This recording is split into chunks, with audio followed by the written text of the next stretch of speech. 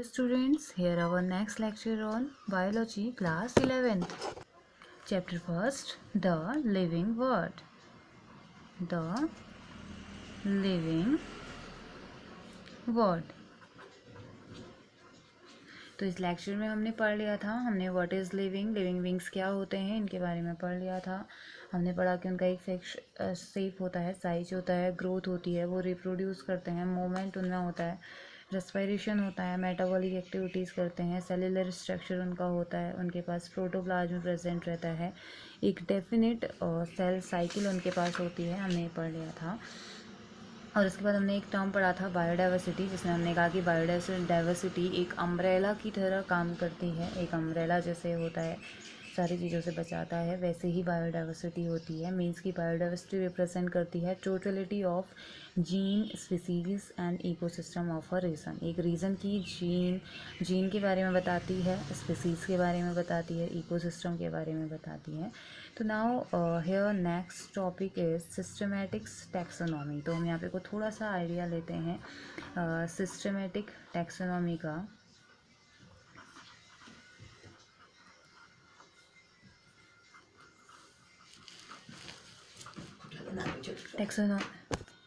तो बात आती है कि टैक्सोनॉमी क्या होती है। ठीक है, टैक्सोनॉमी एक वर्ड है जो रिप्रेजेंट करता है किसी भी एक फंक्शनल साइंस हम कह सकते हैं, जो कि डील करता है या जो बताता है with the identification, nomenclature and classification of different kind of organisms all over the world. यानी कि एक फंक्शनल साइंस है, it is a functional science, it is the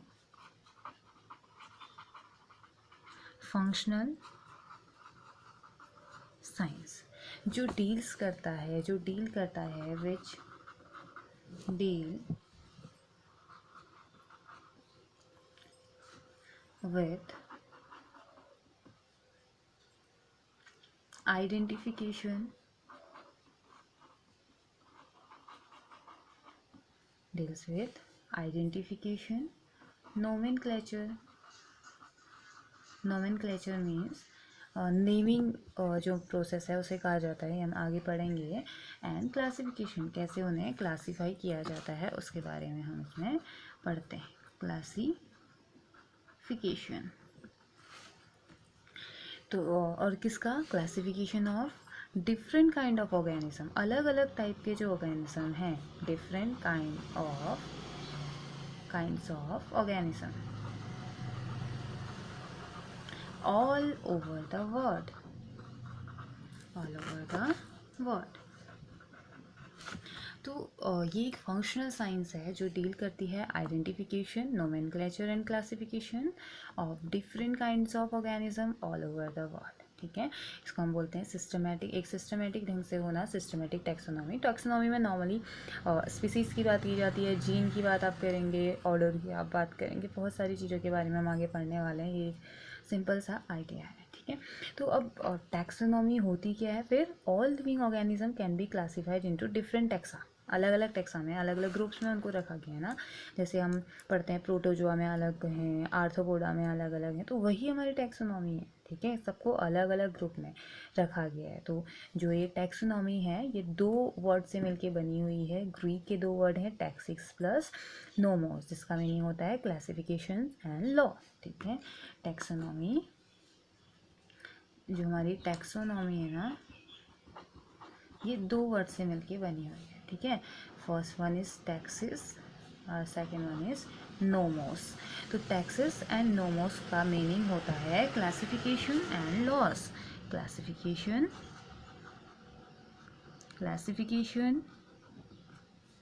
end loss. Classify कैसे करना है और कौन कौन से लॉ उसमें यूज़ होंगे, कौन कौन से रूल्स उसमें यूज़ होंगे, ये हमारा ये हम किसे कहते हैं? टैक्सोनॉमी। ठीक है, यानी कि all living organism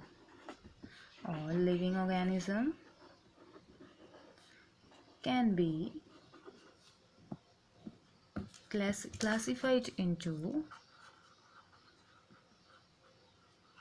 classified into different classified into different taxa, अलग अलग ग्रुप में, ठीक है। This process of classification is known as taxonomy. इसी प्रोसेस को हम क्या बोल देते हैं, टैक्सोनॉमी बोल देते हैं। क्लासिफिकेशन की इसी प्रोसेस को हम टैक्सोनॉमी बोल देते हैं। जितने भी लिविंग ऑर्गेनिज्म हैं उनको क्लासीफाई किया गया है अलग अलग टैक्सा में। तो टैक्सोनॉमी को डिफाइन करने का एक और तरीका हो सकता है कि the study of the classification of plant and animal. जितने भी ऑर्गेनिज्म हैं उनमें प्लांट और एनिमल भी तो होंगे ना, प्लांट्स एंड एनिमल्स की तो हम बात कर रहे हैं ना, अलग अलग टाइप के एनिमल्स की, अलग अलग टाइप के प्लांट्स की। तो we can say the study of the classification of plants and animals and their evolutionary relationship. उनका इवोल्यूशनरी रिलेशनशिप क्या है, इवोल्यूशन जब हुआ था तो वो रिलेशनशिप क्या है, उसी के बेसिस पे हम क्या कर देते हैं, टैक्सोनॉमी को डिफाइन कर देते हैं, ठीक है। ये तो थी टैक्सोनॉमी। उसके बाद हम बात करते हैं फाइलोजेनी की, ठीक है। फाइलोजेनी क्या होती है, व्हाट इज फाइलोजेनी? ये इवोल्यूशनरी हिस्ट्री की बात करता है। फाइलोजेनी में हम एक इवोल्यूशन समझते हैं ना, हम 10th में पढ़ के आ चुके हैं इवोल्यूशन। तो इवोल्यूशनरी हिस्ट्री और लीनीज की हम बात करते हैं। एक या एक से ज़्यादा ग्रुप की इसमें हम बात करेंगे। अगर सिंपल से बोलें तो एक या एक से ज़्यादा ग्रुप की हम बात करते हैं जिनकी इवोल्यूशनरी हिस्ट्री के बारे में हम पढ़ते हैं। It is based on the study of, अब इवोल्यूशन की बात आई और फॉसिल ना हो ऐसा तो हो ही नहीं सकता है ना, तो it is based on the study of fossil, competitive anatomy and other branches of study, ठीक है। तो इसमें सबसे पहले हम बात करेंगे, इसमें बात करते हैं तो किसकी बात करता है, is the evolutionary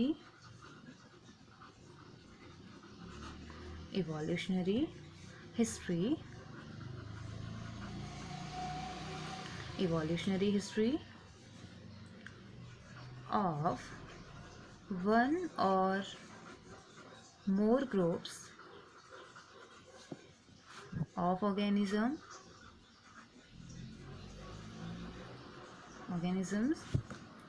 and it is based on the study of, it is based on the study of fossils,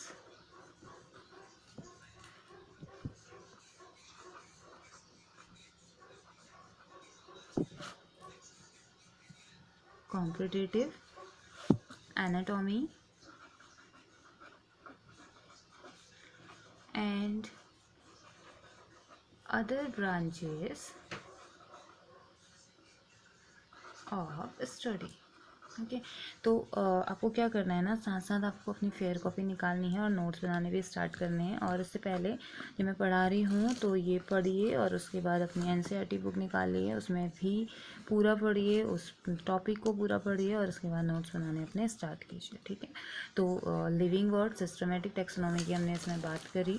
living word हम पढ़ रहे हैं चैप्टर, और सिस्टमेटिक टैक्सोनॉमी की हमने इसमें बात करी। इससे पहले के पार्ट्स हम पढ़ के आ चुके हैं। It is a functional science which deal with identification, nomenclature and classification of different kind of organism all over the world. Taxonomy का मीनिंग होता है taxes plus nomos, classification and loss, ठीक है। All living organism can be classified into different taxa, अलग अलग taxa में हम इनको क्लासीफाई करेंगे। प्लांट एंड एनिमल की हम बात करते हैं। फाइलोजेनी फिर एक नया टर्म हमें मिला, ये एक इवोल्यूशनरी हिस्ट्री की बात करता है एक या एक से ज़्यादा ग्रुप के ऑर्गेनिज्म में, और ये बेस्ड होता है स्टडी ऑफ फॉसिल, फॉसिल की स्टडी की बात करते हैं, कॉम्पिटिटिव एनाटॉमी की बात करते हैं उसमें, और बाकी जो स्टडी की बाकी ब्रांचेज होती हैं उनकी। तो मेन बात आती है बेसिस क्या है, basis of taxonomy, basis of taxonomy.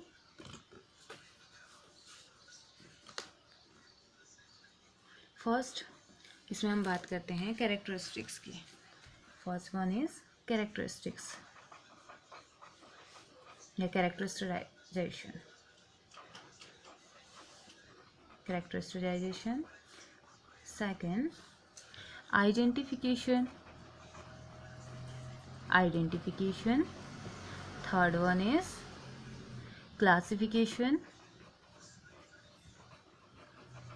okay, classification, and fourth one is nomenclature.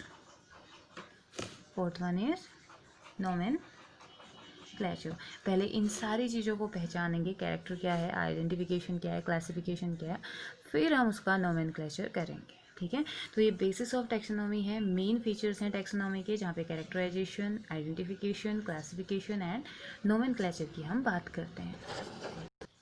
तो अभी जो प्रेजेंट मेथड है ना, किसी भी ऑर्गेनिज्म को या किसी भी जो भी मेथड है क्लासीफाइंग ऑर्गेनिज्म को क्लासीफाइड करने की जो मॉडर्न मेथड है या प्रेजेंट मेथड जो है, वो ऑर्गेनाइज की थी कार्लोस लीनियस ने, ठीक है। तो वो ऑर्गेनाइज किसने करी थी? कार्लोस लीनियस नाम के एक साइंटिस्ट थे, आपने इनके बारे में पहले भी पढ़ा है। कार्लोस लीनियस नाम के साइंटिस्ट थे, उन्होंने इसके बारे में बताया था।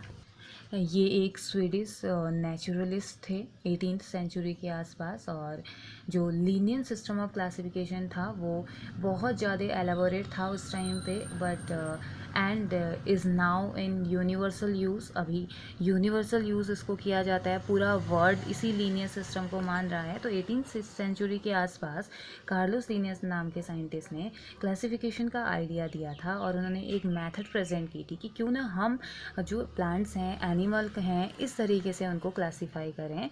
तो इनका जो तरीका था, इनकी जो मेथड थी, पूरे वर्ल्ड ने माना, और हम अभी तक भी इसी को यूज़ कर रहे हैं। ये मेनली बेस्ड था ऑन द फैक्ट कि ऑर्गेनिज्म विथ सिमिलर बॉडी। इन्होंने कहा कि जितने भी, कार्लोस लीनियस ने कहा कि ऑर्गेनिज्म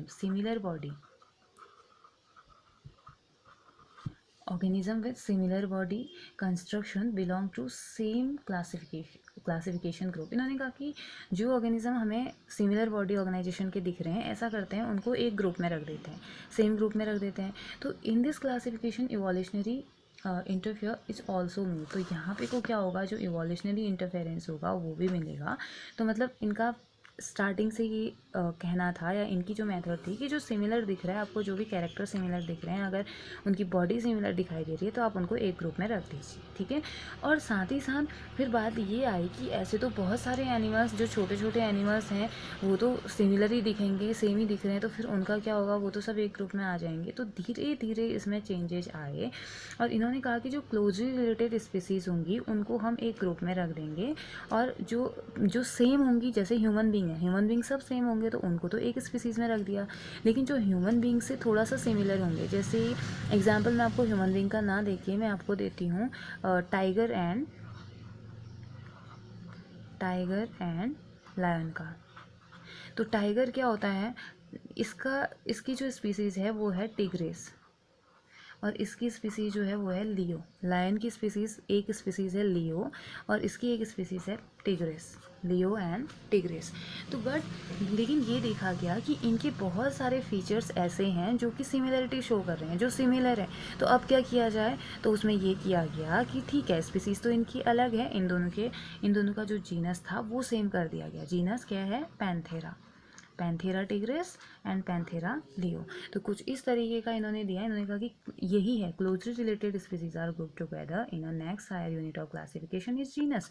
आपने एक स्पीसीज में रख दिया, लेकिन फिर भी जो सिमिलरिटीज इनके बीच होंगी, अगर कुछ सिमिलरिटी है, कुछ डिससिमिलरिटी है, तो हम उन्हें क्या कर देंगे, एक जीनस में रख देंगे, जो कि उससे हायर यूनिट होगी, ठीक है। और जीनस का अगर प्लूरल फॉर्म, अगर आपको जेनेरा मिलेगा तो वो इसका प्लूरल फॉर्म होता है, ठीक है। और जो साइंटिफिक नेम होंगे प्लांट और एनिमल के, वो कंसिस्ट करते हैं 2 वर्ड्स को। इसमें 2 वर्ड होते हैं, first one is genus name and second one is species name. तो genus name and species name, तो जीनस और स्पीसीज 2 नेम इसमें यूज़ किया जाता है, जो कि लैटिन में यूज़ किया जाता है। तो this system of naming organism, तो ये जो सिस्टम था ऑर्गेनिज्म की नेमिंग का, इसे क्या कह दिया गया, बायनोमियल सिस्टम। आई थिंक ये 9th क्लास में आपने थोड़ा बहुत इसके बारे में पढ़ा होगा, बायनोमियल सिस्टम में, जिसमें कि was first use by Linnaeus. ये भी किसने दिया था, लीनियस ने दिया था। लीनियस ने इसका आइडिया दिया था। This type of classification was based on their structural similarities. तो इस टाइप का जो क्लासिफिकेशन है वो उनकी स्ट्रक्चरल सिमिलरिटीज़ के बेस पे बात की गई इसमें, बट कुछ सिमिलरिटीज़ उनके अलग अलग जीन पूल की वजह से भी थी, और जीन पूल्स मैं आपको बता चुकी हूँ 10th क्लास में। So the modern classification of plant and animal is link with evolutionary relationships and resembles in many respect to the one given by Linnaeus. तो अभी जो मॉडर्न क्लासिफिकेशन है प्लांट का और एनिमल का जो मॉडर्न क्लासिफिकेशन है अभी जो हम पढ़ते हैं वो इवोल्यूशनरी रिलेशनशिप्स तो शो करता है, लिंक तो है ही है उनके साथ ही साथ ये बहुत अदर रिस्पेक्ट में भी एक दूसरे के साथ सिमिलरिटी शो करते हैं। और ये किसने दिया था, इसके बारे में भी हमें लीनियस ने ही बताया था, ठीक है।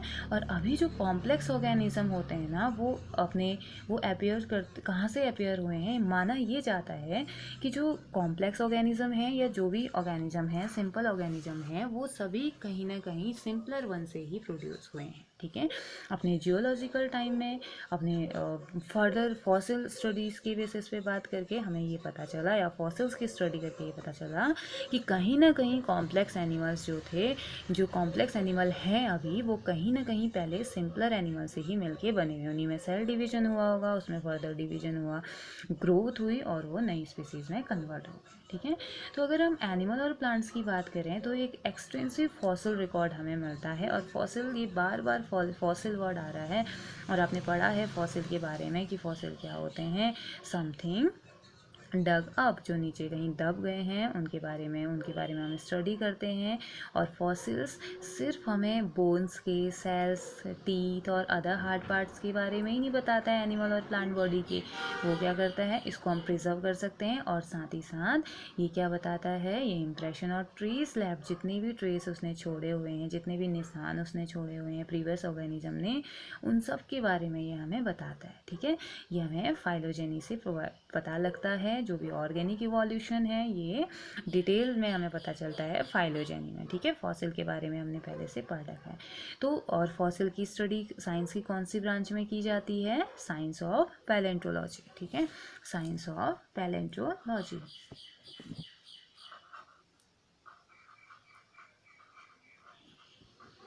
इसमें स्टडी ऑफ फॉसिल, ठीक है।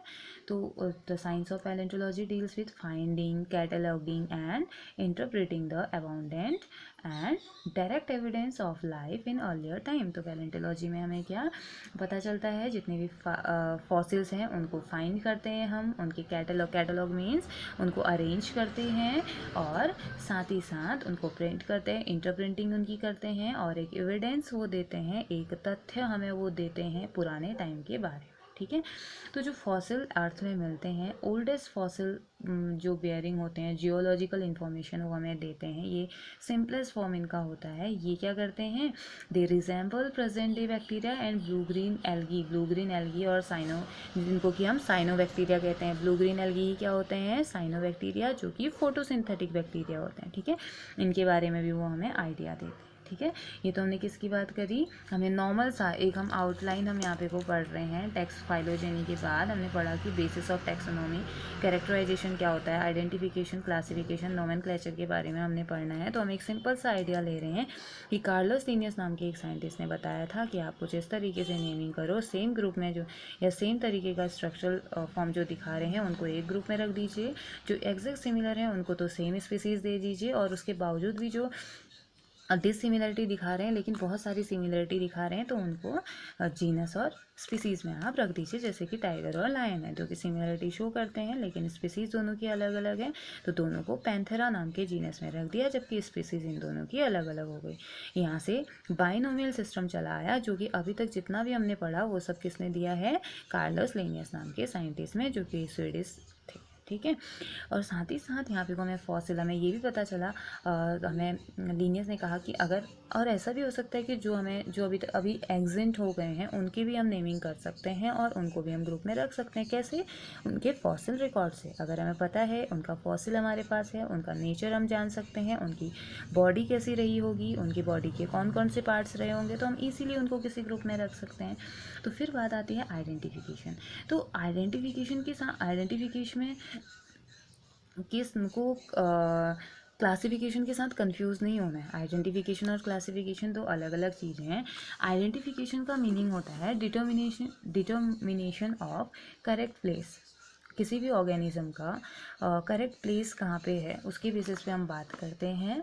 इन a previously established place of classification, classification means classify करना, किसी को क्लासीफाई किया है उसकी क्लासिफिकेशन से हम लाते हैं और पहचानते हैं। आइडेंटिफिकेशन करना मीन्स तो पहचानना हुआ ना। आइडेंटिफिकेशन मीन्स जैसे क्लासिफिकेशन में हमने एक को दिया है पैंथेरा लियो पैंथेरा टिग्रिस। तो यहाँ से हम क्या कर रहे हैं, उसकी क्लासिफिकेशन से उठा के उसको आइडेंटिफाई कर रहे हैं कि हम पहचान रहे हैं उसको, तो वो हुआ आइडेंटिफिकेशन। ठीक है, और क्लासिफिकेशन क्या होता है, जस्ट एक ग्रुपिंग सिस्टम है। जितना भी आपने कलेक्ट किया है, जैसे बुक्स से आपको जो मिला है, एक लार्ज लाइब्रेरी में जितनी सारी बुक्स होती हैं, एक लाइब्रेरी है, बहुत बड़ी लाइब्रेरी है, उसमें बुक्स हैं, तो क्या है वो एक कलेक्शन ही तो है ना, उसे हम क्या बोल देंगे, उनको एक तरीके से, जैसे एक क्लास, जैसे आपके स्कूल में लाइब्रेरी है, 10th क्लास की बुक्स एक साथ, 11th क्लास की बुक्स एक साथ, तो एक क्लासीफाई करके उनको रखा गया है ना, फिर आप उन्हें आइडेंटिफाई करेंगे। तो उसके बाद आता है स्पेसिएशन। स्पेसिएशन हम 10th में भी पढ़ के आ चुके हैं। स्पेसिएशन हमने क्या पढ़ा था, याद कीजिए, मैंने आपको एक एग्जांपल दिया था ज्योग्राफिकल आइसोलेशन का। मीन्स कि एक स्पीसीज़ को हमने क्या कर दिया, 2 पार्ट में, 100 लोग अगर हैं तो 50-50 के पार्ट्स में हमने उनको डिवाइड कर दिया था। हमने कहा कि एक स्पीसीज़ को हमने कहीं दूर भेज दिया और एक स्पीसीज़ जहाँ पे है, मीन्स कि 50 लोगों के ग्रुप को हमने दूर भेज दिया और 50 लोग जहाँ पे हैं वहीं रहेंगे, और उनको इतनी दूर कर दिया कि उनके बीच में कोई कांटेक्ट नहीं है, उनके बीच में ना ही फिजिकल कांटेक्ट है, उनके बीच में ना ही मेंटल कांटेक्ट है, उनके बीच में कैसा ही कांटेक्ट नहीं है, और सालों बाद वो स्पीसीज़ जो थी, दोनों स्पीसीज़ में कुछ ना कुछ चेंज आए, तो वो क्या हो गया, स्पेशिएशन। ठीक है, तो स्पेशिएशन जियोलॉजिकल स्पेशिएशन हो सकता है। तो इसमें क्या होता है, population of individual with similar structural and functional characteristic. एक ऐसी पॉपुलेशन जिसमें कि सिमिलर स्ट्रक्चरल फंक्शनल कैरेक्टरिस्टिक्स हैं, विच है कॉमन एंसेस्टर भी सेम है, और nature and in nature breed only which is with each other, और ब्रीडिंग भी ईच अदर के, दोनों एक दूसरे के साथ है, लेकिन कुछ ऐसे चेंजेस आते हैं, कुछ ऐसी उनके बीच में गैपिंग आती है कि बहुत सालों बाद वो क्या हो जाते हैं, एक नए इंडिविजुअल में या एक कुछ चेंजेस के साथ वो हमें नज़र आते हैं, तो उसी को हम क्या बोल देते हैं, स्पेशिएशन। ठीक है, और एक स्पेसिएशन तो हमारा ये था। दूसरा, the unit of classification in both plant and animal is species. ठीक है, तो एक हो गया, तो क्लासिफिकेशन की बेसिस पे जब हम स्पीसीज या की बात करते हैं, जैसे वही बात आ गई कि एक लाइब्रेरी में बुक रखी गई है और छोटी छोटी डिक्शनरीज रखी गई हैं, और उन डिक्शनरी के अंदर हमें छोटे छोटे वर्ड्स का आंसर ढूंढना है, तो वही हमारी स्पीसीज़ हो। ठीक है, तो स्पीसीज़ को हम थोड़ा सा डिटेल में जानते हैं, स्पीसीज़ क्या होती है। तो स्पीसीज़ क्या होती है, मोस्ट इंपॉर्टेंट कैटेगरी, टैक्सोनॉमी की सबसे इंपॉर्टेंट कैटेगरी की अगर हम बात करेंगे तो हमारी स्पीसीज़ होती है, और ये बेसिक यूनिट ऑफ होती है इवोल्यूशन की। The basic unit of evolution is known as species. ठीक है, तो आप यहाँ पे बोलेंगे बेसिक यूनिट ऑफ इवोल्यूशन। ठीक है, the basic unit of evolution is species. ये क्या है, it is a group of individual plant as well as animal. एक ग्रुप है, मतलब कि एनिमल्स का, प्लांट का एक ग्रुप है जो कि रिसेंबल करता है closely structure as well as in function. Means कि फंक्शन में, स्ट्रक्चर में बहुत ज़्यादा सिमिलरिटी जो शो करेंगी, जो 2 स्पीसीज शो करेंगे या 2 ग्रुप जो शो करेंगे, उनको एक स्पीसीज़ में रख दिया जाएगा। ठीक है, मीन्स कि एक स्पीसीज़ में वो ऑर्गेनिज्म आएंगे, 2 या 2 से वो ज़्यादा ग्रुप आएंगे जो कि बहुत ज़्यादा सिमिलरिटी को शो कर रहे होंगे, वो स्पीसीज़ में आ जाएंगे। ठीक है, जर्नल कैरेक्टर्स क्या क्या होते हैं स्पीसीज़ के, ये सिमिलर मॉर्फोलॉजिकल कैरेक्टर्स को शो करते हैं। ठीक है, स्पीसीज जो होती है, सिमिलर मॉर्फोलॉजिकल कैरेक्टर इनके पास होते हैं, ये इंटरवीट कर सकते हैं, फ्रीली इंटरवीट करते हैं, and truly in nature they provide fertile offspring, और साथ ही साथ ये फर्टाइल ऑफस्प्रिंग को अपने प्रोड्यूस करते हैं। ठीक है, तो उसके बाद हमारा आता है सिस्टमेटिक्स। तो सिस्टमेटिक अगर बात करें तो एक साइंटिफिक स्टडी है जिसमें डाइवर्सिटी की हम बात करते हैं, किसी भी ऑर्गेनिज्म की डाइवर्सिटी की बात करते हैं। ठीक है, तो ये तो हमारा एक सिंपल सा, हम एक कह सकते हैं, हम एक आइडिया दे रहे हैं कि हमने चैप्टर में क्या क्या पढ़ना है। ठीक है, इसके अंदर हम बहुत सारी डिटेल में, फिर हम 1 बाय 1 हम डिटेल में हम पढ़ेंगे। तो अभी हम सिंपल सा एक आइडिया ले रहे हैं। स्टार्टिंग में हमारे पास क्या क्या है, तो टैक्सोनॉमी क्या थी हमारी, फंक्शनल साइंस जो डील करती है आइडेंटिफिकेशन, नोमेनक्लेचर एंड क्लासिफिकेशन के बारे में पढ़ते हैं। अलग जितने वर्ड में जितने भी ऑर्गेनिज्म हैं उनकी आइडेंटिफिकेशन, उनके नोमेनक्लेचर और उनके क्लासिफिकेशन की हम बात करते हैं। दूसरा, क्लासिफिकेशन क्लासिफिकेशन में हमने बात करा ये था अरेंजमेंट, ठीक है, कैसे अरेंज किया गया। अरेंजमेंट कैसे है, ग्रुप में, अलग अलग ऑर्गेनिज्म के ग्रुप में उनका रिलेशनशिप शो करते हुए, कैसे वो एक दूसरे से रिलेट हैं ये शो करते हुए उनको कैसे अरेंज किया गया है, प्लांट को एज वेल एज एनिमल को, ठीक है। और अलग अलग कैटेगरी में रखा है तो कैसे रखा है, सेम कैटेगरी में रखा है तो कैसे रखा है, वो एक तरीका है किसमें, क्लासिफिकेशन। दूसरा आइडेंटिफिकेशन, आइडेंटिफिकेशन है डिटरमाइन द एग्जैक्ट प्लेस, कौन सी प्लेस, कौन सी पोजीशन में किसी ऑर्गेनिज्म को सेट किया जाए, ठीक है। क्लासिफिकेशन में तो क्या था, क्लासिफिकेशन में अरेंजमेंट है, सिर्फ अरेंज किया गया है, उनको ढंग से अरेंज करके रखा गया है। लेकिन आइडेंटिफिकेशन में पहचान के ढंग से रखा गया है, ठीक है। जैसे एक लाइब्रेरी है, ठीक है, एक रूम है, इसमें लाइब्रेरी है, इसमें बहुत सारी बुक्स हैं और बहुत अच्छे मैनर से इनको रखा गया है, ठीक है। ये सारी बुक्स हैं, इनको बहुत अच्छे मैनर से रखा गया है। ये 10th क्लास की बुक है, ये भी 10th ही है, यहाँ पे 11th है, ये भी 11th है, ये 10th, ये 12th, ये 9th, ये 6th, 7th, रखा तो बहुत अच्छे से है, लेकिन आइडेंटिफिकेशन बिल्कुल भी नहीं है। आइडेंटिफिकेशन में क्या होगा ना, ये है हमारा क्लासिफिकेशन, क्लासीफाई कर रखा है कि ये बुक्स हैं और इन बुक्स को हमने ऐसे रख दिया है। अब आइडेंटिफिकेशन में क्या, आप पहचानोगे, 9th क्लास की सारी बुक एक एक कॉलम में आप रख देंगे, 10th क्लास की सारी बुक्स एक कॉलम में रख, 11th की एक में, 12th की एक में, तो ये क्या हो गया, आइडेंटिफिकेशन हो गया, ठीक है। डिटरमाइन करना है एग्जैक्ट प्लेस और पोजीशन को, आपने डिटरमाइन करना है किसी भी ऑर्गेनिज्म के, ठीक है, क्लासिफिकेशन के प्लान के हिसाब से। फिर आता है नोमेनक्लेचर। नोमेनक्लेचर में क्या होता है, एक साइंटिफिक नेम देना। नोमेनक्लेचर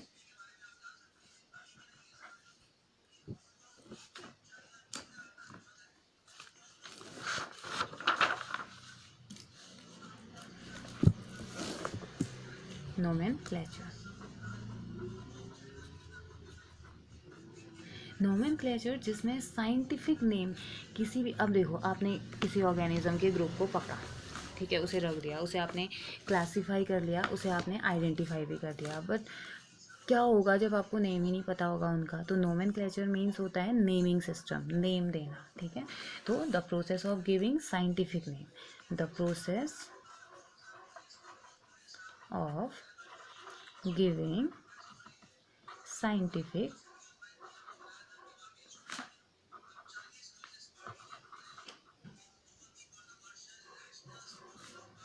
giving scientific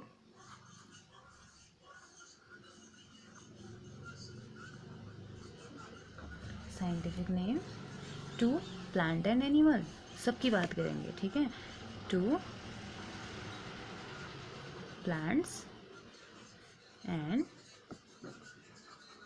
animals, ठीक है, इस कॉल्ड नोमेनक्लेचर। तो जैसे जीनस है, एक ग्रुप ऑफ स्पीसीज है जो रिसेंबल करता है एक दूसरे के साथ, यानी कि सिमिलरिटी शो करता है। अभी हमने जेनेरा और जीनस की बात करी ना, तो एक स्पीसीज का, स्पीसीज तो ठीक है, सेम स्पीसीज है, अब उनमें सिमिलरिटी शो करने वाला एक जीनस भी है, तो जीनस एक स्पीसीज का ग्रुप है, ठीक है। जीनस क्या है, ये जीनस है और ये स्पीसीज है, तो जीनस क्या है, स्पीसीज का एक ग्रुप है जो कि रिसेंबल करते हैं एक दूसरे के साथ कुछ स्ट्रक्चरल और फंक्शनल कैरेक्टर के साथ, जो कि सिमिलरिटी शो करते हैं, जिसमें कि कुछ इसकी स्पीसीज और जीनस, दो ग्रुप की स्पीसीज हो गई या जीनस जो भी है, वो सिमिलरिटी शो करते हैं किस बेसिस पे, उनके फंक्शन के बेसिस पे और उनके स्ट्रक्चर के बेसिस पे, ठीक है। तो स्पीसीज जो होती है वो रिप्रेजेंट करती है ग्रुप ऑफ इंडिविजुअल को, जिसमें मॉर्फोलॉजिकल कैरेक्टर सेम होते हैं, ठीक है। स्पीसीज में क्या होते हैं, मॉर्फोलॉजिकल कैरेक्टर की बात की जाती है, मॉर्फोलॉजिकल कैरेक्टर की हम इसमें बात करते हैं, ठीक है। And which reproduce among themselves to produce their progeny, ठीक है, रिप्रोड्यूस होंगे और अपनी नई प्रोजेनी को प्रोड्यूस करेंगे। द नेम ऑफ, जैसे पीपल का जो पेड़ होता है ना, पीपल आपने देखा होगा पीपल, तो इसे बोलते हैं फाइकस रेलिजियोसा, ये इसका साइंटिफिक नेम होता है, ठीक है। पीपल का साइंटिफिक नेम फाइकस रेलिजियोसा होता है। और जो फीकस वर्ड है वो क्या होगा, जो फाइकस वर्ड है वो क्या हो गया, ये जीनस हो गया और ये स्पीसीज वर्ड, ठीक है। तो दो नेम हो गया ना, बाइनोमियल हो गया, एक फाइकस दूसरा रिलीजियोसा, तो ये हो गया। दूसरा एक वर्ड आपको देखने को और मिलेगा, ये मिलेगा आपको की। तो एक की क्या होता है, एक कन्वीनियंट वे होता है फॉर इजी आइडेंटिफिकेशन, ये आइडेंटिफिकेशन को इजी करता है किसी भी ऑर्गेनिज्म की, ताकि हम डायग्नोस्टिक और अलग अलग कैरेक्टर का यूज़ करके जब हम बात करेंगे तो ये की जो होती है एक बहुत ही इजी वे हमें प्रोवाइड करता है, ठीक है।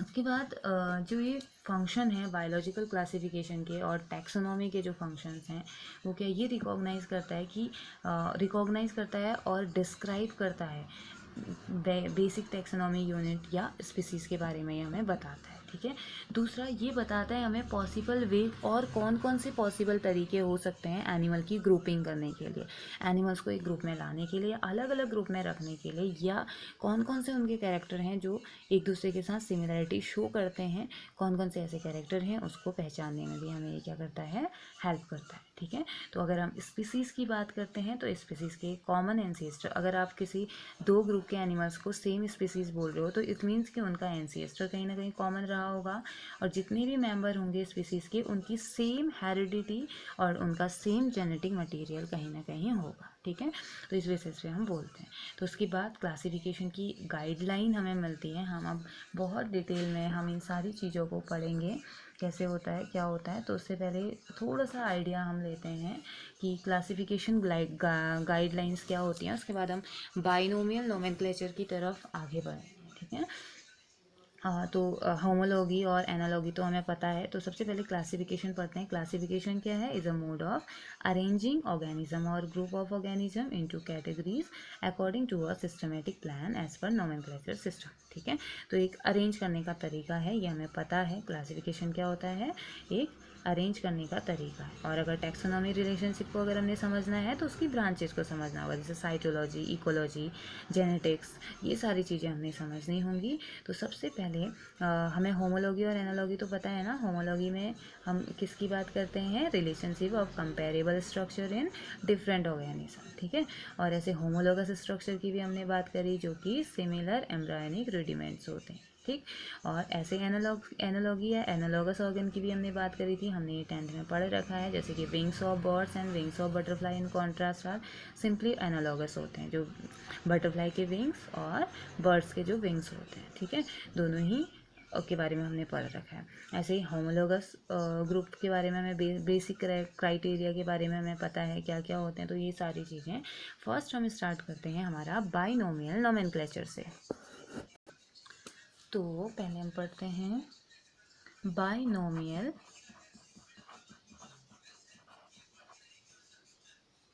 नोमेनक्लेचर।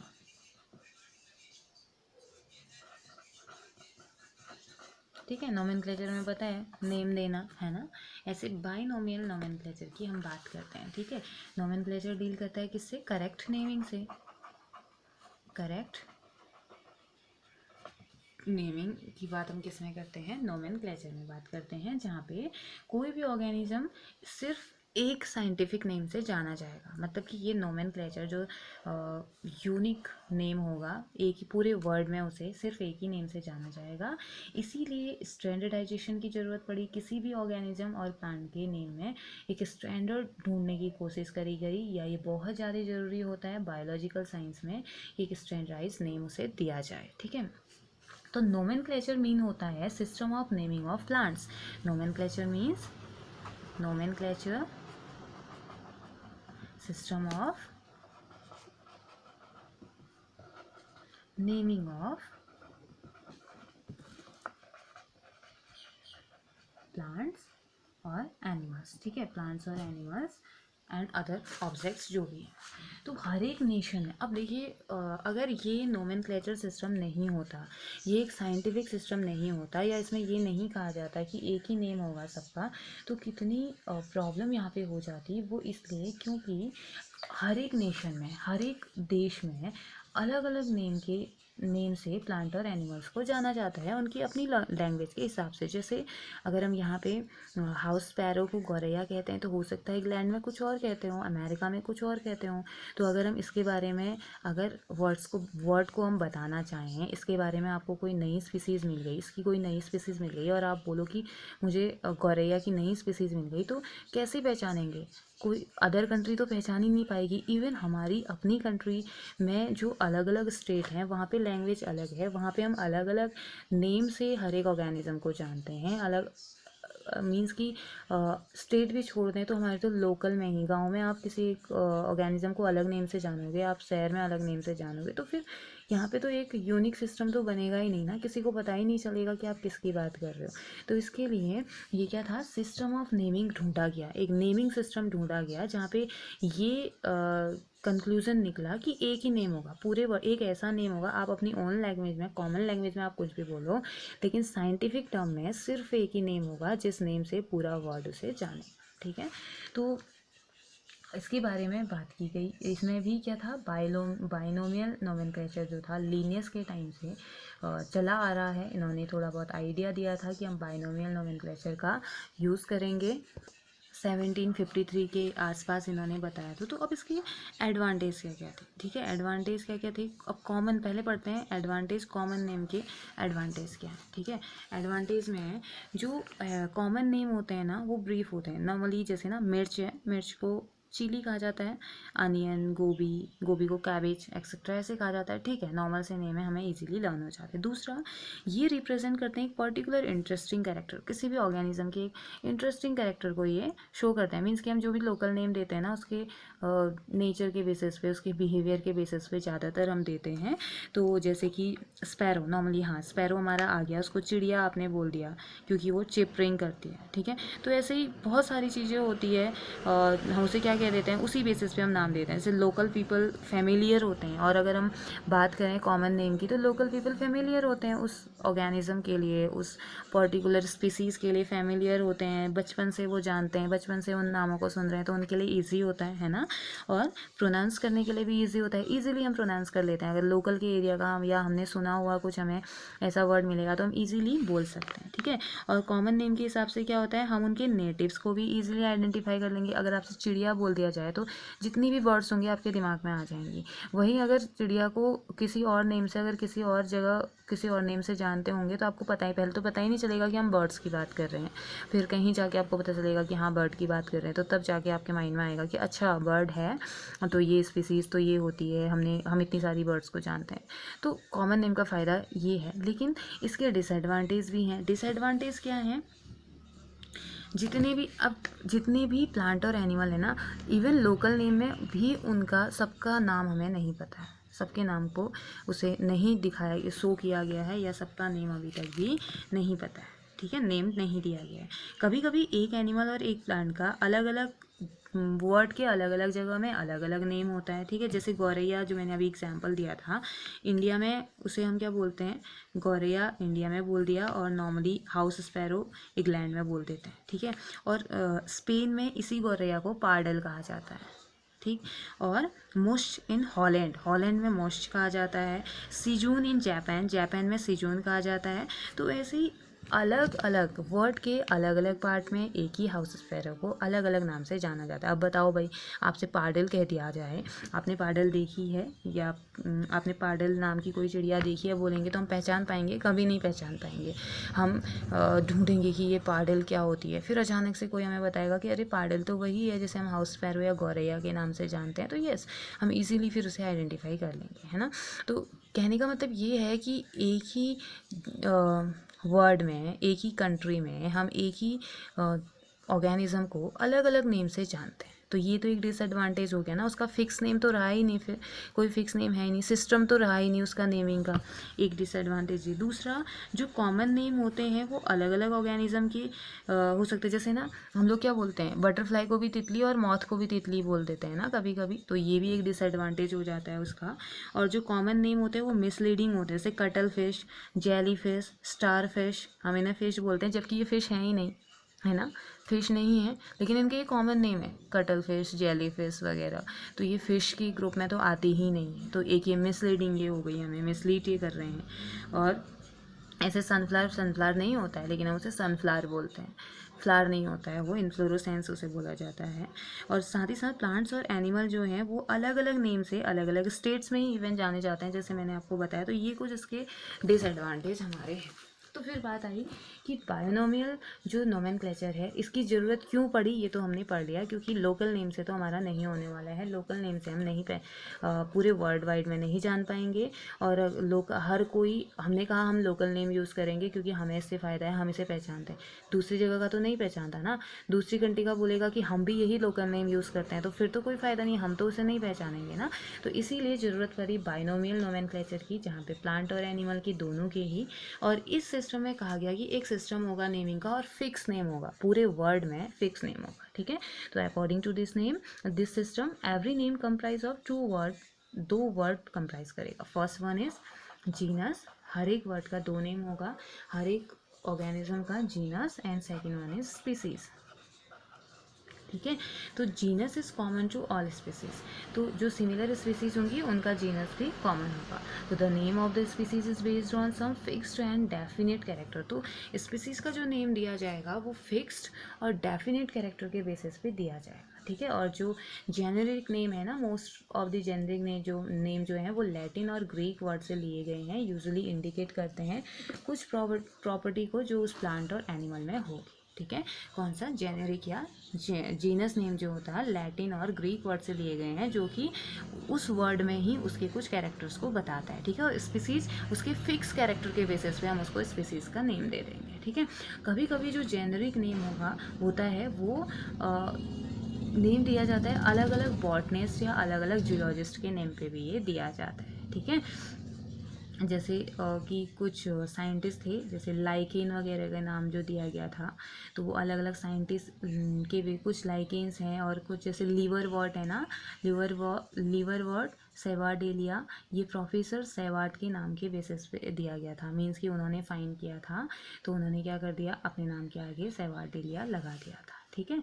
तो ये क्या किया, उन्होंने अपने नेम के आगे अपना नेम लगा दिया। तो sometimes generic names are also given on the name of distinguished botanist and zoologist, जो इनको फाइंड करते हैं उनके नेम के बेसिस पे भी उन्हें दे दिया जाता है। और स्पेसिफिक नेम जो होते हैं वो फॉलो करते हैं जीनस के नेम को। और स्पीसीज का नेम जब भी हम लिखेंगे उन्हें हम स्मॉल लेटर में लिखते हैं, और जब आप कंप्यूटर वगैरह में आप लिख रहे होंगे तो इटैलिक में थोड़ा सा टेढ़ा कुछ इस तरीके से लिखते हैं ना, तो टेढ़ा वैसे लिखते हैं। और अगर जब आप कॉपी में लिख रहे हैं तो ऐसे, और नीचे से उसकी क्या करेंगे, अंडरलाइन करेंगे, ये एक रूल होता है, ठीक है, स्मॉल लेटर में, ठीक है। Except when they are indicative of important percentage, example Pinus वगैरह। चलिए अभी तो आप इतना ही समझिए, स्पीसीज नेम जो होता है वो स्मॉल लेटर से लिखा जाता है, और नीचे से क्या होगा, एक आउटलाइन उसमें हम डाल देते हैं, ठीक है। तो ऐसे ही हमारा होता है। फिर इंटरनेशनल कोड के बारे में हमने जाना, ये तो बाइनोमियल नोमेनक्लेचर था जिसमें ये कहा गया कि एक फ़िक्स नेम हम रखते हैं और उसमें दो ग्रुप हम यूज़ करते हैं, एक genus, second one is species, ठीक है। स्पीसीज तो फिक्स नेम को रिप्रेजेंट करेगा, और जीनस लैटिन और ग्रीक वर्ड से नॉर्मली लिए जाएंगे, जिसमें कि उस ऑर्गेनिज्म के वो कैरेक्टर्स को भी बता रहा होगा, या कुछ फंक्शन के कभी कभी बताएगा, ज़रूरी नहीं है कि हमेशा बताए, कुछ कैरेक्टर्स को वो बताएगा। और इससे फ़ायदा ये होगा कि हमें एक ही नेम मिलेगा, और पूरे वर्ड में जब भी आप साइंटिफिक बेसिस पे उसकी स्टडी कर रहे होगे तो आपको पूरे वर्ड में एक ही नाम उसका मिलेगा, ठीक है। अपनी कॉमन लैंग्वेज में आप यूज़ करो, अपनी जो भी आप यूज़ करना चाहते हो उसका लैंग्वेज, अपनी लैंग्वेज में आप उसका वर्ड यूज़ कर सकते हो, उसका नेम यूज़ कर सकते हो। बट जब आप इंटरनेशनल लेवल पे बात करोगे तो आप एक फिक्स नेम की बेसिस पे उस पर उसकी बात करोगे। और कभी कभी जो स्पीसीज़ का नेम होता है ना, वो उसकी लोकेलिटी, उसकी कंट्री के बेसिस पे भी दिया जाता है। जैसे रोज़ा इंडिका आपने सुना होगा ना, इंडिका मीन्स इंडिया से वो मिल रहा है, इंडिया का है तो इंडिया के बेसिस पे उसको बोल दिया गया, ठीक है, इंडिया के नेम पे उसका नेम दे दिया गया। फिर उसके बाद एक टर्म आता है international code of botanical and zoological nomenclature. तो इंटरनेशनल कोड आया बॉटनिकल प्लांट्स के लिए और जूलॉजिकल एनिमल्स के लिए। तो ये कोड क्या था, 1948 में इसके बारे में बताया गया था, international code of botanical and zoological nomenclature, okay, international code of botanical and zoological nomenclature। तो 1948 में इंटरनेशनल कांग्रेस ऑफ जूलॉजी और 1948 में international I international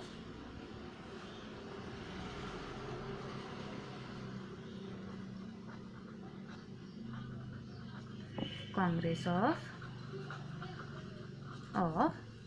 zoology. And 1950 में इंटरनेशनल बॉटेनिकल कांग्रेस इन्होंने सेट किया, एक वेरियस रूल इन्होंने सेट किया बाइनोमियल नोमेनक्लेचर का, मतलब कि एक फिक्स रूल इन्होंने अब यहाँ पे सेट किया। इन्होंने प्रोवाइड करने के लिए, यूनिफॉर्मिलिटी को प्रोवाइड करने के लिए, कन्फ्यूजन्स को क्लियर करने के लिए 12th इंटरनेशनल कांग्रेस की मीटिंग वहाँ पे चल रही थी 1975 में। इन्होंने यहाँ पे को बताया, इन्होंने पब्लिश किया इन कोड को इन रूल्स को इन्होंने 1978 में पब्लिश किया गया, international code of botanical nomenclature ICBN and international code of zoological nomenclature ICZN के नेम से, ठीक है। 1978 में पब्लिश किया गया ICBN और ICZN के बेसिस पे, international code of botanical nomenclature and international code of zoological nomenclature के बेसिस पे इनकी बात की गई, ठीक है।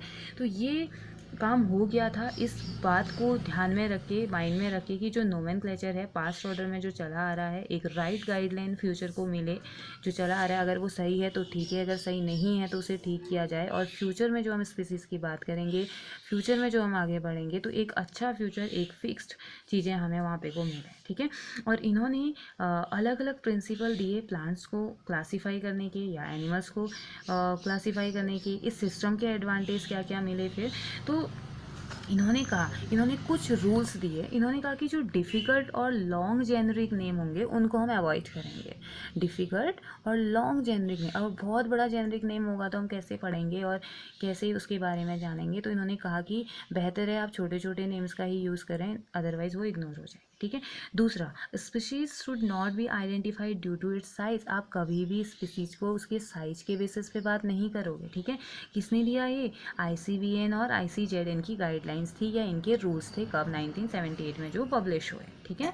तो इन्होंने कहा species should not be identified due to its size, और colour should not be criteria for differences. अगर आप किसी दो एनिमल में डिफरेंस कर रहे हो, मान लो कि एक डॉग है, एक ये डॉग है, ये वाइट कलर का डॉग है और ये ब्राउन कलर का डॉग है, तो आप इसके बेसिस पे, इस कलर के बेसिस पे उन कलर को उसका क्राइटेरिया नहीं रखेंगे, उस कलर एक क्राइटेरिया नहीं होगा उनके डिफरेंसेस के लिए, ठीक है। तो कलर उस एक क्राइटेरिया नहीं होगा। और साथ ही साथ जो नेम होगा, the name of author should be written after the specific name. अगर आपको चाहिए कि ऑथर का नेम भी आना चाहिए तो वो कब आएगा? स्पेसिफिक नेम के बाद में आएगा, इन रोमन टाइप, रोमन में लिखा जाएगा, and without comma between them, उसके बीच में कोई कॉमा नहीं होगा। किसके बीच में? स्पेसिफिक नेम और ऑथर के नेम में, ठीक है। The name should be easy to pronounce, तो एक नेम कुछ ऐसा रखिए कि प्रोनाउंसिएशन उसका अच्छा हो, ईजीली हम कर सकें, ठीक है। साथ ही साथ जो नेम था, the name should refer to some important characters of the plant, तो कुछ नेम कुछ ऐसा रखिए कि जिसमें कुछ कैरेक्टर तो हमें पता, जैसे आर्थ्रोपोडा हमने 9th में पढ़ा है ना, आर्थ्रोपोडा से हमें पता चल जाता है कि हाँ इस ग्रुप में ये होता है, प्रोटोजोआ, प्रो मीन्स ये, जोआ मीन्स ये, तो हमें पता चल जाता है। तो नेम कुछ ऐसा रखिए कि उससे हमें थोड़ा बहुत उसके कैरेक्टर्स का आइडिया हो जाए, ठीक है। और जो नेम है वो should not contain less than 3 and more than 12 letter. Name ऐसा होना चाहिए कि 3 से कम नहीं होने चाहिए, less than 3 and more than 12 words उसमें नहीं होने चाहिए, ठीक है। 12 से ज़्यादा उसमें वर्ड्स नहीं होने चाहिए और 3 से कम नहीं होने चाहिए, ठीक है। तो ये गाइडलाइन उनकी आई। अब इस गाइडलाइन के बाद फ़ायदा क्या हुआ? फ़ायदा ये हुआ कि जो बाइनोमियल सिस्टम था, जो बायोलॉजिकल नेम थे, सेम वर्ड, पूरे वर्ड में एक सेम ही नेम से जाने लगे, सेम नेम से जाने लगे, किसी भी एनिमल का नेम, किसी भी उसका नेम। दूसरा, यूनिफॉर्मिलिटी आ गई, एक यूनिक सिस्टम हमें मिल गया बाइनोमियल में, एक डेफिनेट और एक्सेप्टेड यूनिवर्सलिटी मिली, डिस्क्रिप्टिव वो थे, डिस्क्रिप्टिव मिला हमें, जर्नल रिलेशनशिप इंडिकेट किया उन्होंने। तो ये लैटिन वर्ड और ग्रीक वर्ड से नॉर्मली मिले थे, तो यहाँ वो था डेड लैंग्वेज हम इन्हें कहते हैं, जहाँ पे कोई भी चांस नहीं है चेंजेस का, इनके वर्ड में कोई चेंजेस नहीं आते हैं, हमेशा जो मीनिंग होती है वही मीनिंग रहेगी। एक इनकरेक्ट नेम को भी इजीली हम सेट कर सकते हैं इसकी हेल्प से। तो जितनी भी न्यूली डिस्कवर्ड प्लांट और एनिमल हैं उनको भी हम इजीली उसे क्या कर सकते हैं, इजीली डिस्क्राइब कर सकते हैं। ठीक है, तो ये तो क्या था हमारा बाइनोमियल नोमेनक्लेचर के बारे में। और आज थोड़ा बहुत हमने आइडिया लिया, आई थिंक थोड़ा बहुत कन्फ्यूजिंग भी ये हो गया होगा, तो आपको उसको 2-3 बार रिवाइज करना है बुक से और इस वीडियो से 2-3 बार रिवाइज कीजिए तो कन्फ्यूजन सारे क्लियर हो जाएंगे। उसके बाद हम टैक्सोनॉमिक कैटेगरीज का सबका, जैसे कि phylum, class, order, genus, species, हम सब की एक एक करके स्टडी करेंगे तो फिर सारा कन्फ्यूजन हमारा क्लियर हो जाएगा। हम हमारे नेक्स्ट लेक्चर में करेंगे। तो आज के लिए आपको इतना पढ़ना है। Have a nice day.